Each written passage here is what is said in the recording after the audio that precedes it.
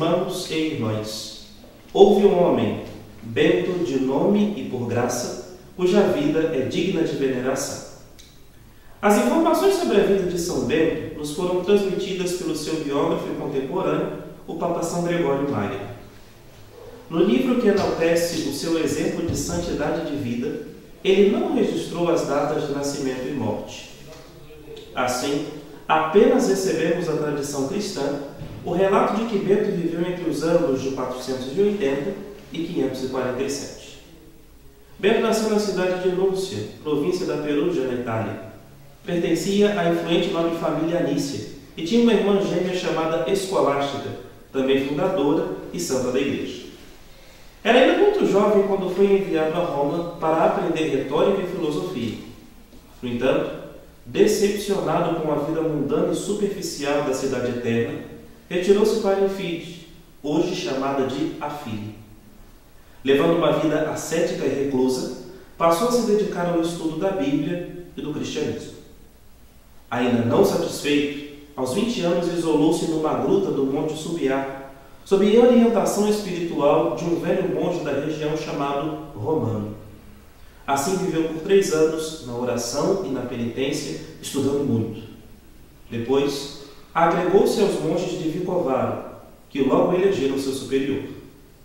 Mas a disciplina exigida por Bento era tão rígida que esses monges indolentes tentaram envenená-lo. Segundo seu biógrafo, ele teria escapado porque, ao benzer o cálice que lhe fora oferecido, o mesmo se partiu em pedaços. Bento abandonou então o convento e, na companhia de alguns jovens, entre eles Plácido e Mauro, emigrou para Nápoles. Lá, no sopé do Monte Cassino, onde fora um templo pagão, construiu seu primeiro mosteiro. Era fechado dos 4 lados, como uma fortaleza, e aberto no alto, com uma grande vasilha que recebia a luz do céu. O símbolo e emblema que escolheu foram a cruz e o arado, que passaram a ser o exemplo da vida católica dali em diante. As regras rígidas não poderiam ser mais simples: ora e trabalho.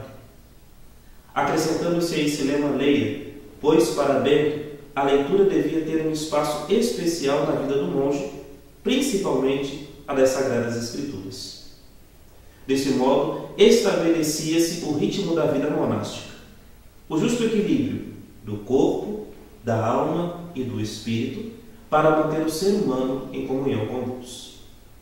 Ainda, registrou que o monge deve ser não soberbo, não violento, não comilão, não dorminhoco, não preguiçoso, não detrator, não murmurador. A oração e o trabalho seriam o caminho para edificar espiritual e materialmente a nova sociedade sobre as ruínas do Império Romano que acabara definitivamente. Nesse período tão crítico para o continente europeu, este monge tão simples e por isso tão inspirado propôs um novo modelo de homem, aquele que vive em completa união com Deus, através do seu próprio trabalho, fabricando os próprios instrumentos para lavrar a terra. A partir de Bento, criou-se uma rede monástica que possibilitou o renascimento da Europa. Celebrado pela Igreja no dia 11 de julho, ele teria profetizado a morte de sua irmã e a própria. São Bento não foi o fundador do monarquismo cristão, que já existia havia 3 séculos no Oriente, mas merece o título de pai do monarquismo ocidental, que ali se estabeleceu graças às regras que ele elaborou para os seus monges, hoje chamados beneditinos. Além disso, São Bento foi declarado patrono principal de toda a Europa pelo Papa São Paulo VI em 1964, também com justa razão.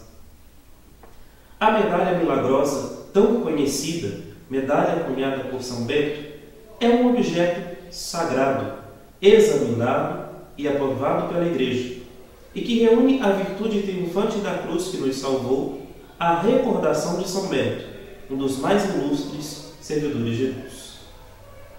A honra de figurar na mesma medalha com a imagem da Santa Cruz foi concedida a São Bento por uma breve do Papa Bento XIV, de 12 de março de 1742, com a finalidade de indicar a eficácia que aquele sagrado sinal teve nas suas mãos. São Gregório Magno, que escreve a vida do santo, não o representa dissipando com o sinal da cruz suas próprias tentações e quebrando com o mesmo sinal, feito sobre o cálice envenenado, como nós vimos que os monges lhe deram, e que ele assim não bebeu e não morreu. Além da imagem da cruz e da figura de São Bento, a medalha traz ainda certo número de letras, cada uma das quais representa uma palavra latina. Essas letras misteriosas acham-se dispostas na frente da medalha em que está representada Santa Cruz. Examinemos em primeiro lugar as 4 que vêm colocadas entre a haste da referida cruz. C, S, P, B, que significam Cruz Sancti Patris Benedicti, em português, Cruz do Santo Padre Bento. Na linha vertical lê-se C, S, S, M, L, o que quer dizer Cruz Sacra Sit Mihi Lux, em português, a cruz sagrada seja minha luz. Na linha oriental da mesma cruz lê-se N, D, S, M, D, o que significa Non Draco Sit Mihi Lux, em português, não seja o dragão meu guia. Reunindo-se essas duas linhas, forma-se um verso latino, pela qual o cristão exprime sua confiança na Santa Cruz e a sua resistência ao jugo que o demônio lhe quer impor. Ao redor da medalha existe uma inscrição mais extensa, a qual, em primeiro lugar, apresenta o Santíssimo Nome de Jesus, expresso pelo monograma bem conhecido IHS, Iesus Hominus Soter, Jesus Salvador dos Homens. A fé e a experiência nos certificam a onipotência desse nome divino. Vem depois, em sentido horário, as seguintes letras: V, R, S, N, S, M, V, S, M, Q, L, I, V, B. Essas iniciais representam os 2 versos que seguem. Vade retro Satana, nunca suade mic vana, sunt malique libas, ipse venena bibas. Em português, retira-te, Satanás, nunca me aconselhes coisas vãs. É mal o que tu me ofereces, bebe tu mesmo teus venenos.